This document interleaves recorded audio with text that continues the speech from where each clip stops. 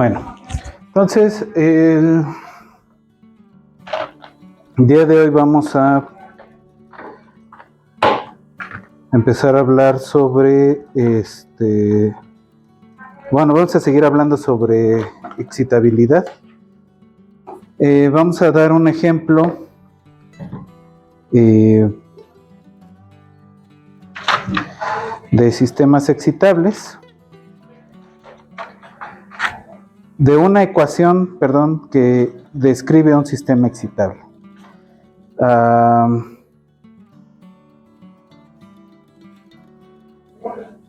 Y luego vamos a empezar a hablar sobre el modelo de Fitzhugh-Nagumo de células excitables del calamar, ¿no?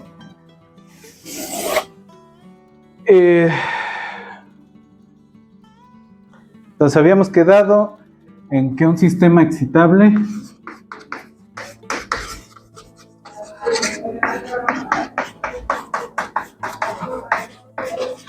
consiste en tres estados, al menos.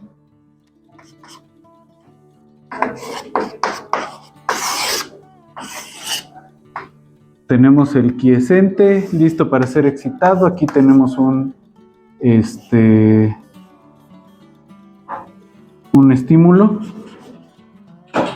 Y la dinámica es que después de un tiempo pasa a ser refractario, y en ese tiempo refractario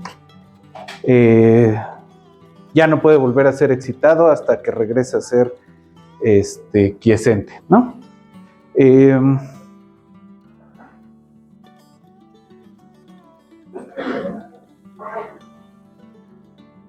Ahora, ¿qué nos dice eso respecto de los puntos de equilibrio de ese sistema? ¿El quiescente es atractor? El quiescente debe ser atractor por este lado, ¿no? Ah, sí. Pero acá tiende a ser ¿no? Entonces, ajá. Digamos que los pintamos así, ¿no? Tenemos el E1, tenemos el E3, el E2, ¿no?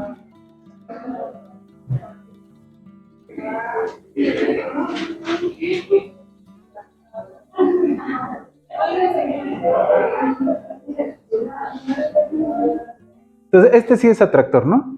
Perdón, E0, E1, E2. Entonces, supongamos que tenemos algún proceso que pasa por ahí, tiene esos tres puntos de equilibrio, ¿no? Lo que va a ocurrir, lo que tendría que ocurrir es que este es un estado estable, y este de aquí tendría que ser inestable, al menos por uno de los lados, ¿no? Tendría que ser un punto silla. Tendría que ser estable así, pero inestable así, ¿no?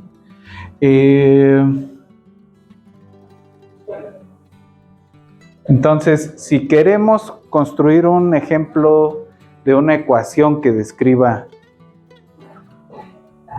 una dinámica excitable, tenemos que pensar en eso, ¿no? Entonces, por ejemplo, si tomamos U punto igual a U por U menos U1 por 1 menos U2, pensando que estos lo acomodamos así, el U0, U1, U2. En principio tenemos, ese sistema tiene tres puntos de equilibrio, ¿no? El 0, el 1 y el otro 1, ¿no? Entonces es como acomodar en el 0 y por acá está el 1, ¿no? ¿Sí? Luego, pues este efectivamente tiene 3 puntos de equilibrio.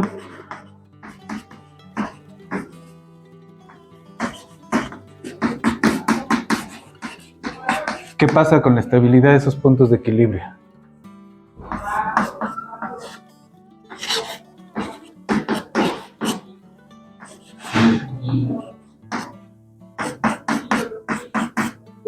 Lo voy a poner es aquí, ¿sí? Y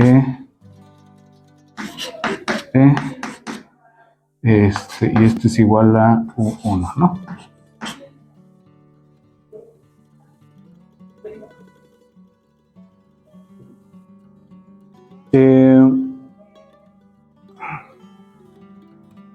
El 0 es estable, ¿no? ¿Por qué es estable o no? ¿Cuándo un sistema de estos es estable? ¿Cuándo un sistema de ecuaciones diferenciales es estable? Porque a la derecha sí es positivo, entonces como que se debería de Ajá. Sí. Entonces no sería estable, o no sé si me estoy confundiendo. Bueno, si la curva va así y esa es una solución, no es estable, ¿no?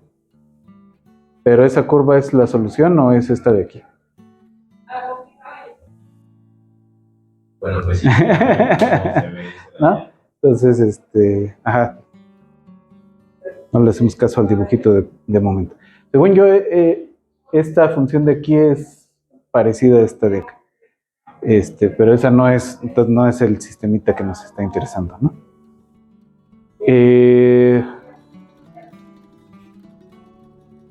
¿Qué sí nos interesa? Entonces, a ver, si U es 0, ¿qué tenemos ahí?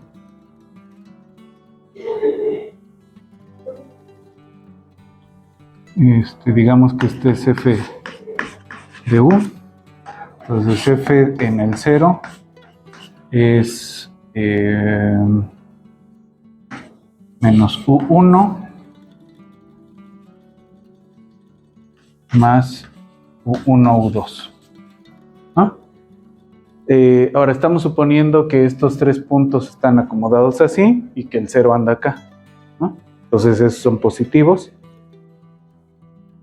Y este negativo, pero este es más grande. ¿Sí? Y es producto con algo positivo. Entonces efectivamente esto es mayor que 0. Siempre que se comporte como ese dibujo. ¿Sí? Si está acomodado en otro lado, pues quién sabe, ¿no? ¿Sí? ¿Por qué ese de 0 no es 0? ¿Por qué no es 0? Porque esto no es 0, ¿no?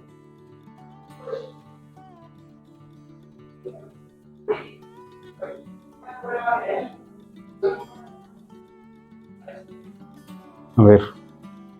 Qué bueno que me dijiste porque ahí ya escribí algo mal. Ajá. Menos U.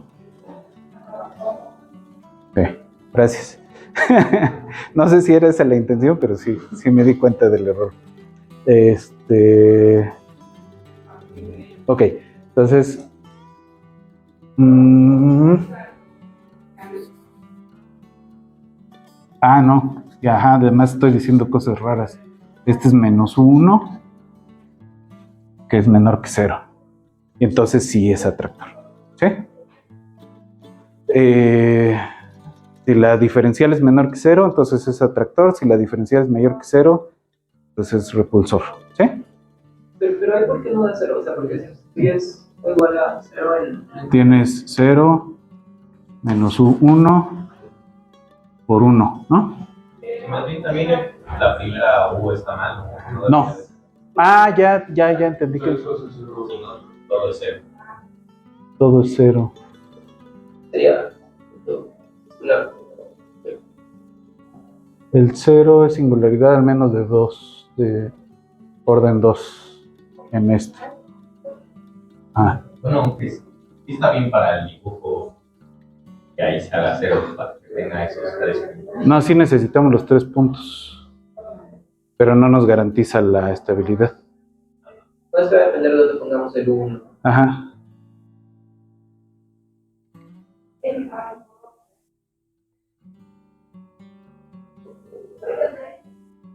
Si perdemos la hiperbolicidad.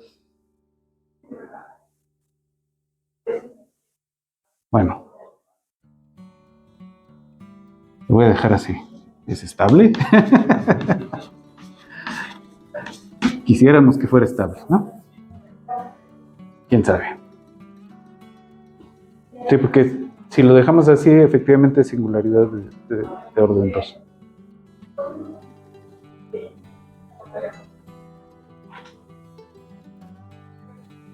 Ahora, si sacamos la segunda derivada, ahí sí, para la segunda derivada sí es negativa, ¿no? Bueno. ¿Sí está bien?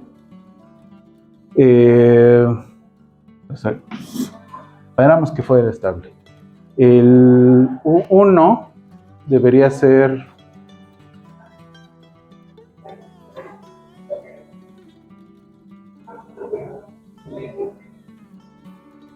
Ah, sí, ya. Qué güey. Lo que tenemos que preguntar es justo la derivada de la f, ¿no? Respecto de u. ¿Sí? Entonces, ¿quién es la derivada de la f respecto de u? Pues es u menos u1, 1 menos u, ¿no? ¿Sí? ¿O quieren que hagamos todo el producto? ¿No? Ahí está.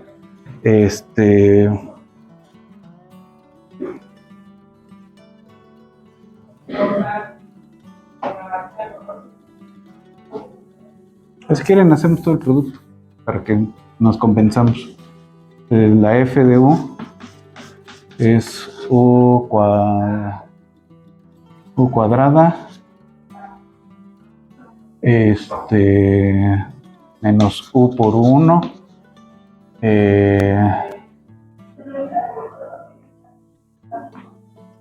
por 1 menos u, ¿no? Esto es u cuadrada por u1 menos u cúbica menos u cuadrada u1. Esto es Más, ¿no? más. Esto es 1 más u1 u cuadrada menos u1 menos, o si quieren lo ponemos acá, u cúbica, así, ¿no? Entonces, en el 0, bueno, lo derivamos esto. Derivada de f respecto de u es menos 2u cuadrada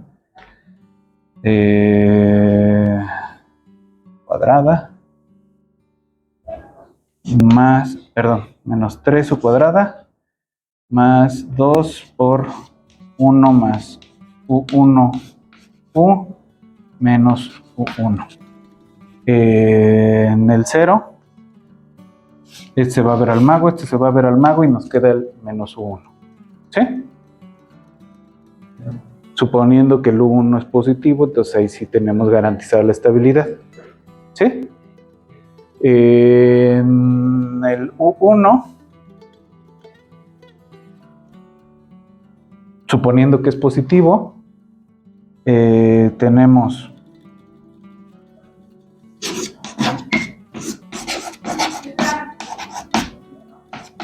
menos 3u1 cuadrada más 2 por otros 2 u1s por, no, perdón, ¿qué hice? Tengo 2 más 2u1 cuadrito, 2u1 menos u1, me queda un u1, ¿no? Y aquí me quedan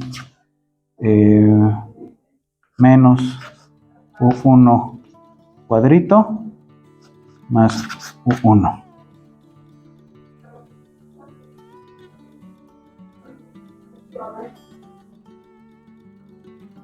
Perdón, ¿la abajo la segunda derivada? ¿Eh? ¿La de abajo la segunda derivada? ¿Está? No, es la misma derivada, pero en el evaluado en el U1, ¿no?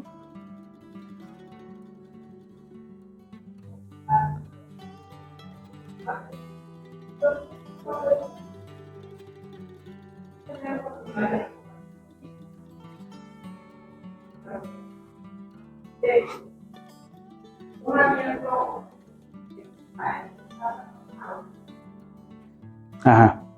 Y acá, el trucazo es que U1 es menor o igual que 1, mayor que 0.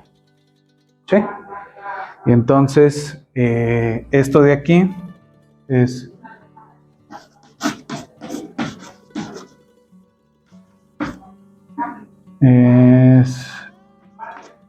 menos U1 por 1, no, es U1, perdón, por 1 menos U1. ¿Sí?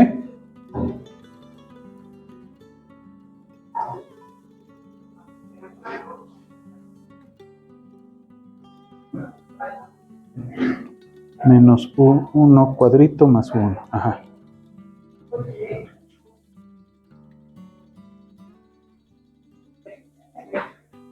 Entonces, cuando 1 es exactamente 1, otra vez tenemos, ahí sí tenemos una singularidad de orden 2, ¿no?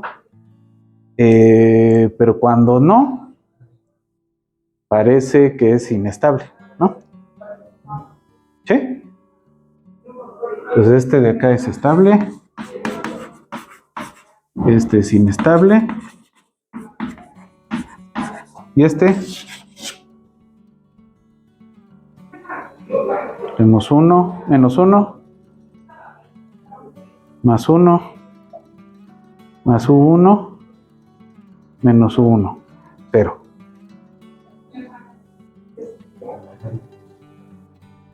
¿Quién sabe? ¿No? Ese es no hiperbólico, ¿no?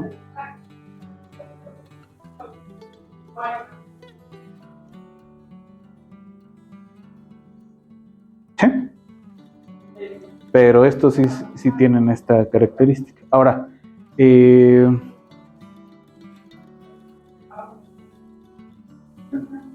vamos a modificar tantito esta ecuación.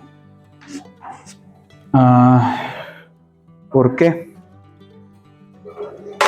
Digamos, ese sí tiene el... ¿Se acuerdan de algo que discutimos a medias al final de la clase pasada, ¿no? Que alguien preguntaba, bueno, y en el caso de una epidemia, pues si se muere ya no es un sistema excitable, ¿no? Entonces justo acá la pregunta es, ahora, si la dinámica no depende de un estímulo externo, entonces tampoco es un sistema excitable, ¿no? Entonces, si no tiene la dinámica adecuada, no es un sistema excitable, pero también si la dinámica no depende de ese estímulo externo, no podemos considerarlo un sistema excitable, ¿sí? Entonces, ¿cómo introducimos en las ecuaciones ese estímulo externo?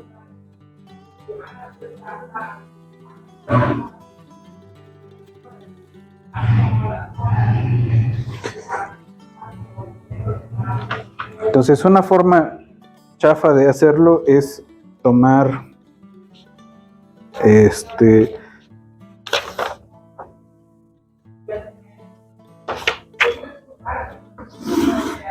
B va a representar el estímulo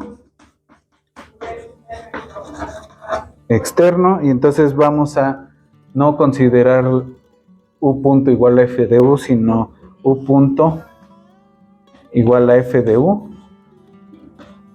menos B, y la B la vamos a describir como un estímulo que dependa de la U, ¿no? Que tenga un umbral de U donde funciona.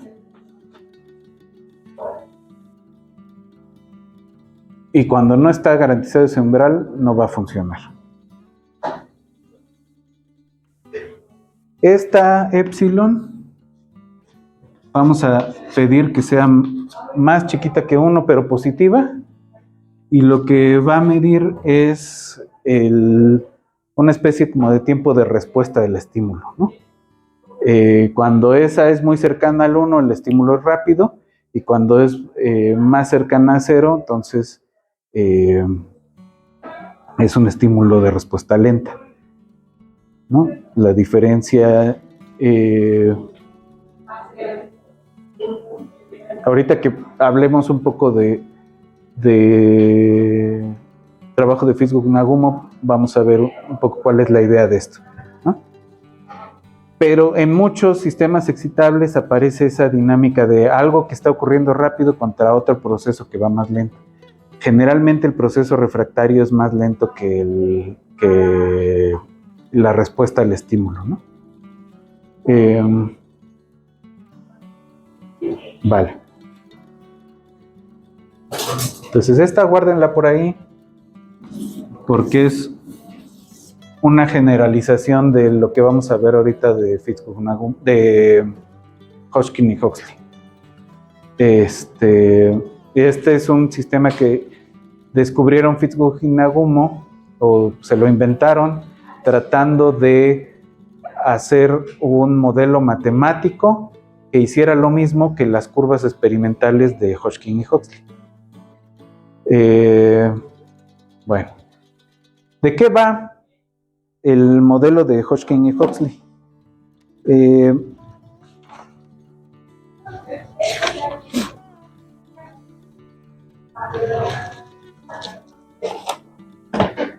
Hodgkin y Huxley estaban tratando de estudiar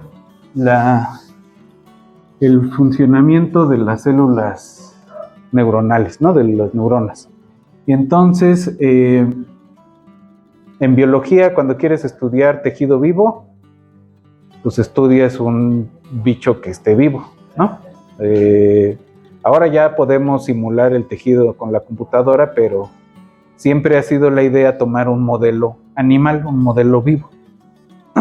Entonces, el modelo vivo que estudiaron Hodgkin y Huxley es el calamar.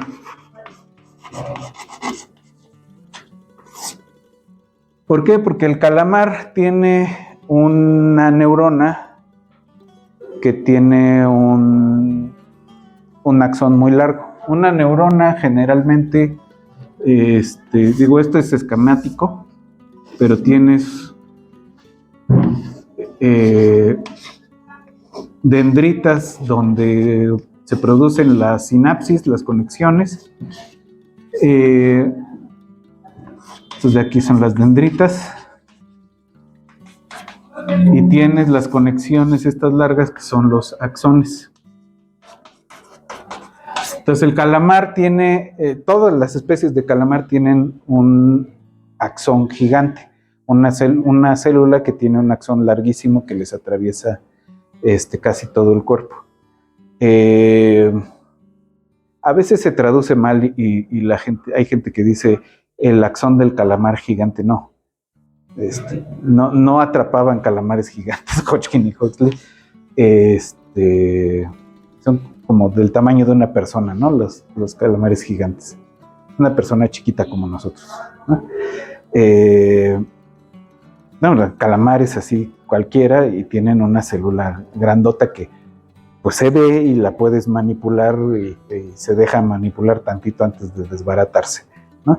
O sea, los métodos que se desarrollaron a partir de los experimentos de Hodgkin y Huxley pues han permitido estudiar al menos las células así, de poquitos grupos o de una sola célula y ver ciertos patrones eléctricos, ¿no? En algún momento se dieron cuenta de que las células nerviosas respondían ante estímulos eléctricos. antes de incluso saber que eran células nerviosas, ¿no? ¿No?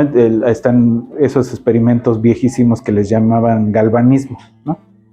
Que agarraban un cuerpo inerte y le pasaban electricidad y empezaba a retorcerse, ¿no? Y entonces la explicación que tenían muy al principio la gente que se dedicaba a hacer experimentos de galvanismo, pues era, pues seguramente la vida tiene un componente eléctrico, ¿no? De ahí la chispa de la vida, esa expresión, ¿no? Y eventualmente descubrieron que no, que las fibras musculares tenían, respondían ante estímulos eléctricos, ¿no? Eran sistemas excitables. Y entonces retorcían porque respondían a esos estímulos, ¿no? Entonces, lo que se preguntaban Hodgkin y Huxley era, pues sí, pero sí sabemos que existen células que al pasarles electricidad, o tejidos que al pasarles electricidad se contraen o hacen cosas chistosas. Entonces, lo que quisiéramos es, en ausencia de actividad eléctrica, que ahorita vamos a discutir un poco eso, ¿qué es lo que va a pasar? ¿Cuál es la respuesta de la membrana de la célula si le pasamos un estímulo rápido, un toquecito, ¿no? Entonces lo conectan, le meten una corriente que ya está ahí un estándar de, son como 45 milivolts, tanto tiempo, un poquito tiempo, y mides la respuesta, una salida también eléctrica. Ahora, digamos, esos términos hablando de en qué consiste el experimento, ¿no? Ahorita hablamos un poco de la explicación, de la fenomenología. Entonces, en ese momento se van un poco con la finta y lo más cómodo es pensar que lo que está ocurriendo es lo mismo que ocurre en un circuito eléctrico. Hay un capacitor, hay unas resistencias, y entonces tú puedes calcular usando la ley de Ohm más o menos cuál es la respuesta que vas a tener cuando le pases cierta corriente a ese circuito, ¿no? Y de ahí derivan las ecuaciones que vamos a ver ahorita. De pensar, de proponer como modelo sintético un circuito de alambres, ¿no? El asunto es que en las membranas celulares no están, digamos, no en el experimento, ¿no? Sino en cómo funcionan normalmente, no está ocurriendo que va una corriente eléctrica atravesando, ¿no? Lo que está ocurriendo es que hay un intercambio de iones entre la parte interior de la célula y la parte exterior de la célula, vía unas proteínas en la membrana de la célula que se llaman canales iónicos. Uno de los descubrimientos interesantes de Hodgkin y Huxley es que parece que las membranas son permeables, como que tuvieran unos agujeritos por los que solo pasa cierto tipo de ion, ¿no?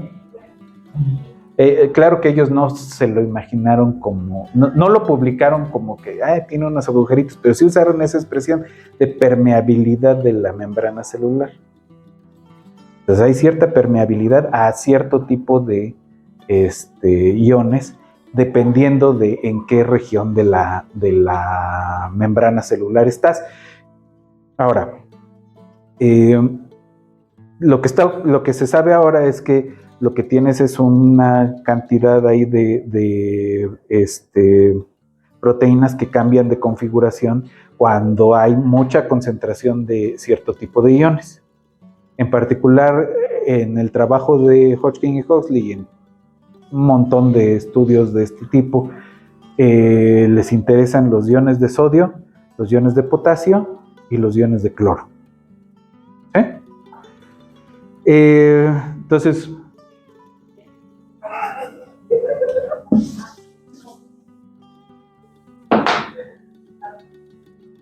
tenemos cierta concentración de potasio afuera de la célula, de la membrana celular, y cierta concentración de potasio dentro de la membrana celular, ¿no?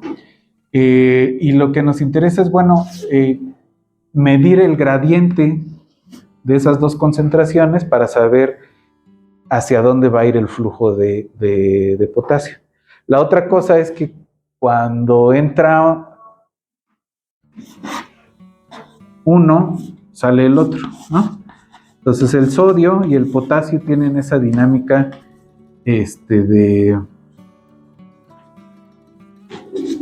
de quién va para adentro y quién va para afuera, ¿no?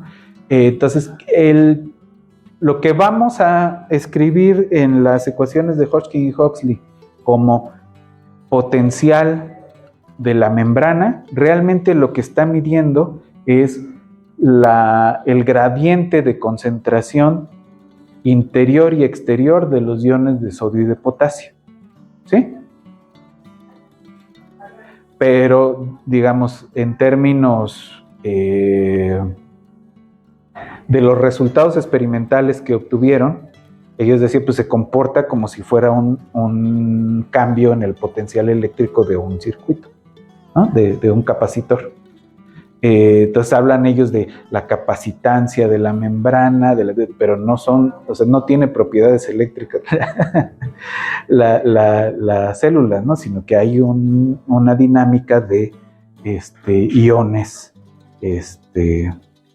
no son electrones recorriendo la membrana celular, sino iones de cierto tipo de sustancias, en particular de sodio y de potasio, ¿sí? Ok, entonces,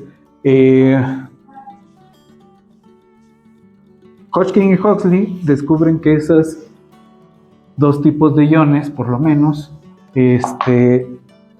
entran y salen de la membrana en ciertos tipos, en ciertas regiones. Entonces esas regiones les empiezan a llamar canales, ¿no? Dice, pues por ahí, por esa región va a salir el potasio, va a entrar el sodio, y entonces podemos pensar no como agujeritos, sino como un bote, ¿no? Con tapa. Entonces podemos pensar que los canales son como botes tapados. Entonces un bote tapado tiene ¿cuántas configuraciones distintas? Si tiene dos tapas. 4. En principio 4, ¿no? Completamente cerrado.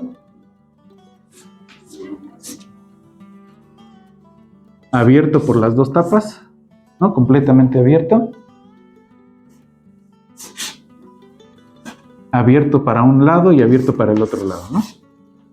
Sí nos interesa que sean, que esos lados que están abiertos y cerrados tienen su direccionalidad, ¿no? Porque un lado de una tapa apunta hacia el interior de la célula y el otro lado apunta hacia el exterior de la célula, ¿sí? Entonces, a este estado, entonces tenemos un sistema en la membrana celular que tiene esos 4 estados. Le vamos a llamar el estado cerrado. Le vamos a llamar el estado abierto. A este de aquí le vamos a llamar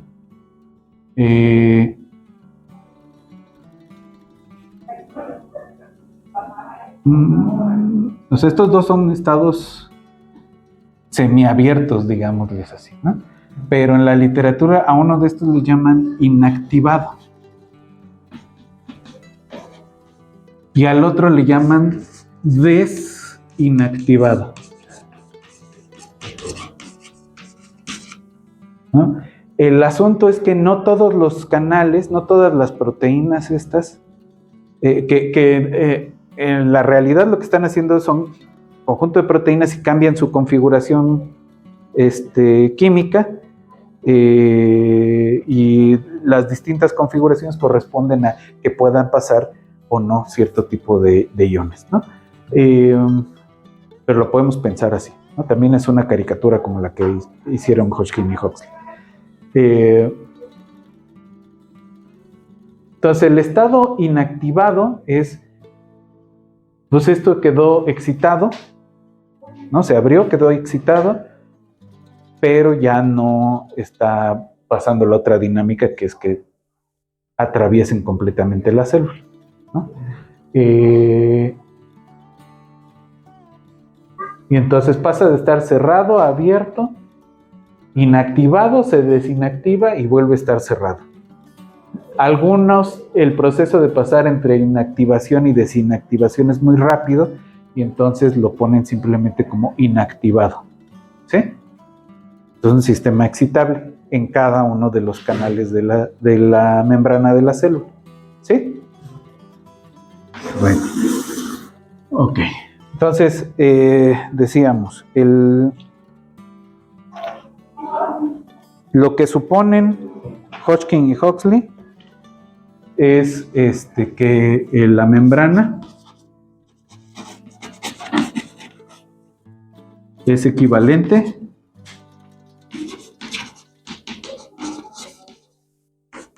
a un circuito, ¿no? Y entonces lo que queremos ver es, de alguna forma, es describir la corriente que atraviesa ese circuito hipotético. Entonces, dice, tengo una corriente que la puedo describir como una capacitancia de la membrana por la diferencia de potencial más la carga, la corriente que depende de los iones. Aquí pongámosle de los iones, que depende del movimiento de los iones. Entonces de aquí, bueno, luego dicen, los iones que nos van a interesar son sobre todo los de potasio y de sodio. Pero hay otros que les vamos a llamar de goteo, ¿no? Leak, que son casi todos iones de cloro. Son los que se pueden escapar en cualquiera de los canales. Estos sí son específicos de los canales iónicos. Ahora de aquí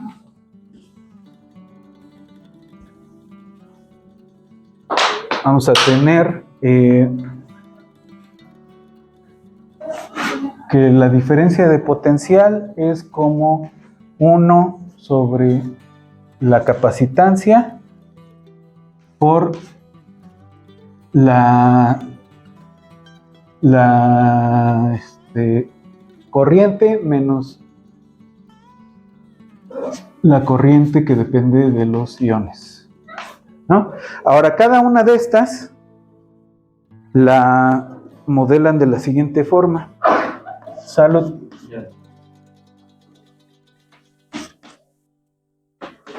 Entonces, tenemos una conductancia, que otra vez no es que haya una corriente ahí, pero pueden hacer una cosa equivalente por la diferencia de potencial, ¿no? B menos B que depende del sodio, B menos B que depende del potasio. En el caso de la corriente de goteo, se toma un promedio y también la diferencia de potencial. Ahora, Estas conductancias fueron un problemilla. ¿Qué es lo que tenían a la mano Hodgkin y Huxley? Pues los datos de los experimentos, ¿no? Este no es un modelo que parta de suposiciones teóricas, parte de un montón de trabajos experimentales, incluyendo la ley de Ohm y demás, ¿no? La ley de Faraday.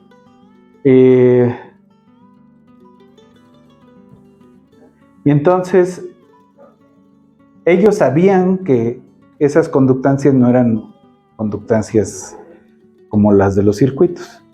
Dicen, pues las podemos deducir de los datos, ¿no?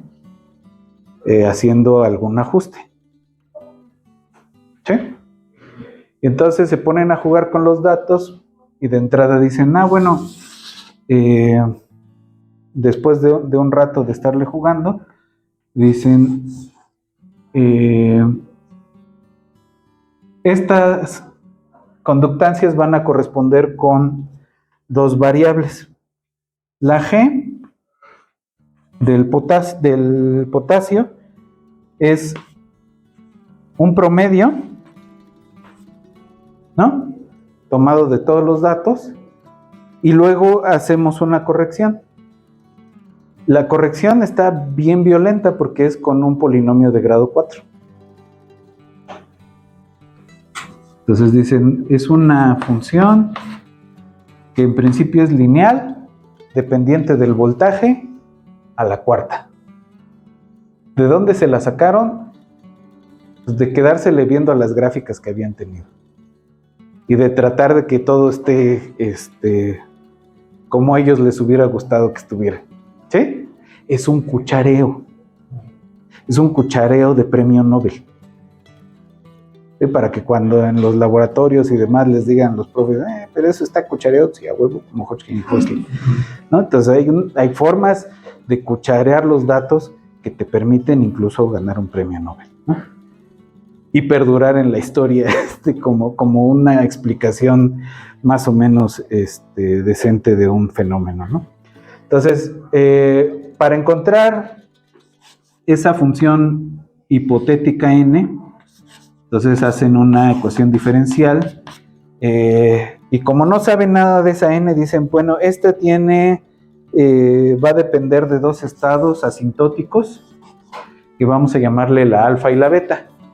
Y entonces en principio esto se va a ver como 1 menos n por alfa n menos beta n por n, ¿no? Están haciendo un ajuste como los de mínimos cuadrados, ¿no? Y tratando de encontrarle sus dos parámetros alfa y beta, ¿sí?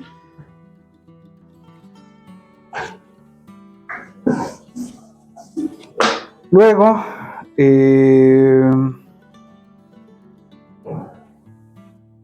se hace lo mismo para la G del sodio.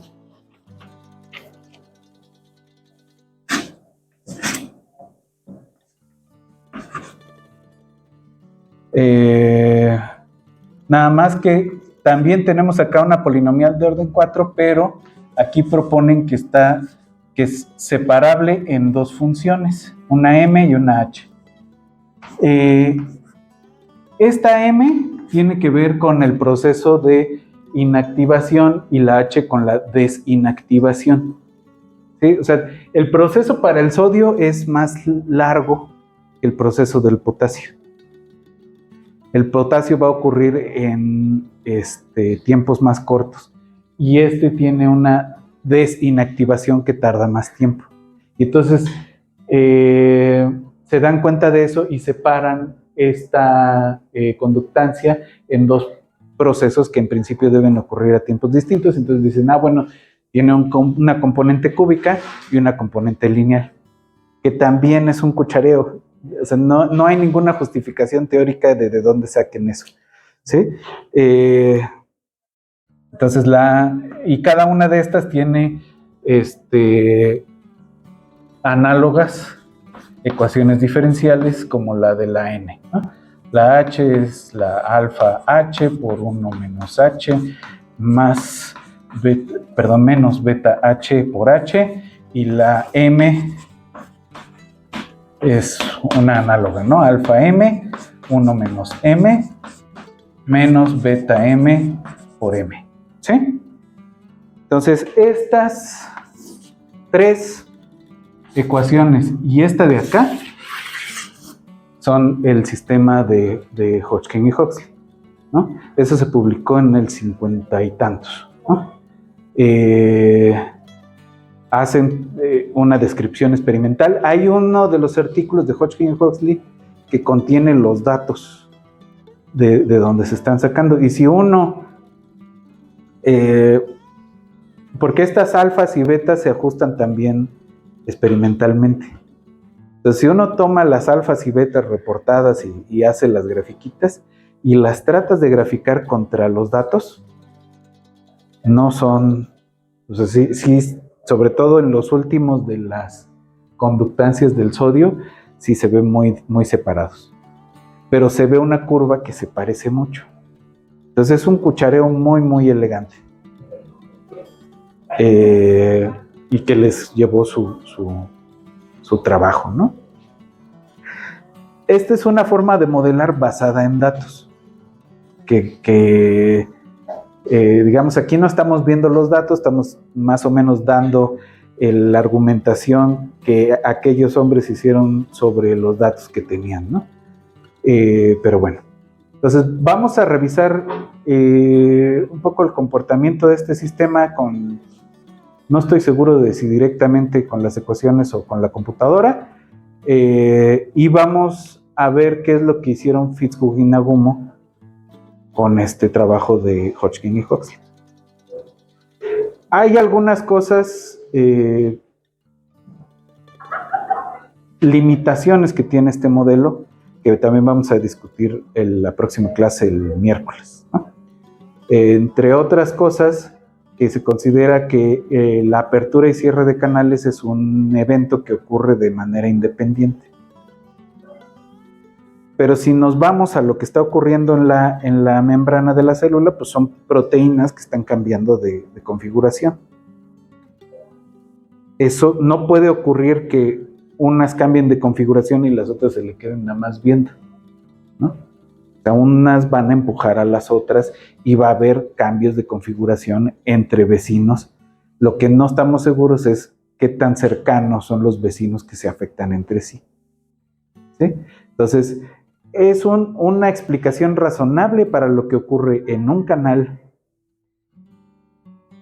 en una célula, pero eso no nos dice mucho de qué ocurre ni en la célula, ni en la membrana completa, ni en un conjunto, aunque sea mínimo de células, ¿no? Ya no digamos en toda la masa de células nerviosas, ¿no?